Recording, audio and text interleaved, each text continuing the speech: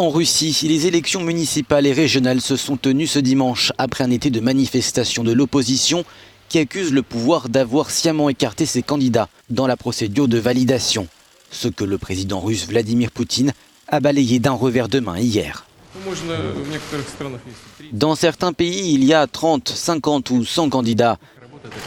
La qualité de leur travail ne dépend pas de cela. Je pense que nous avons des candidats décents.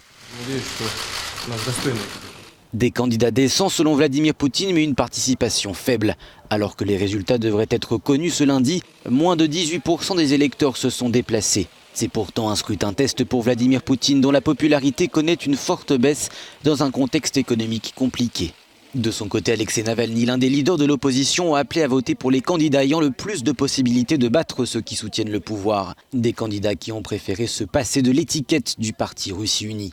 L'opposition espère gagner du terrain lors de ce scrutin local, notamment à Moscou, en prévision des élections législatives de 2021. Nous considérerons cela comme un succès si le nombre de députés de Russie Unie est réduit. La dernière fois, le parti a obtenu 40 mandats sur 45. Même s'ils en ont un de moins, ce sera bien. Mais nous espérons pouvoir mettre un peu plus la pression sur eux.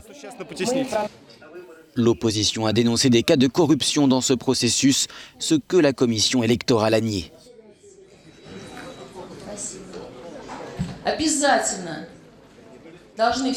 Tous les observateurs doivent être présents lors du dépouillement. Les caméras de vidéosurveillance doivent fonctionner. Tout doit être visible, transparent, ouvert. Nous n'avons rien à cacher. Les représentants des médias devraient également être présents. Et j'espère qu'il n'y aura aucune violation des règles à ce stade. Ces élections auront fait couler de l'encre avec un été chahuté. Les manifestations de l'opposition demandant des élections équitables avaient été réprimées. Plusieurs centaines d'opposants ou activistes ont été arrêtés. Et nombreux sont ceux à avoir enchaîné de courtes périodes de prison.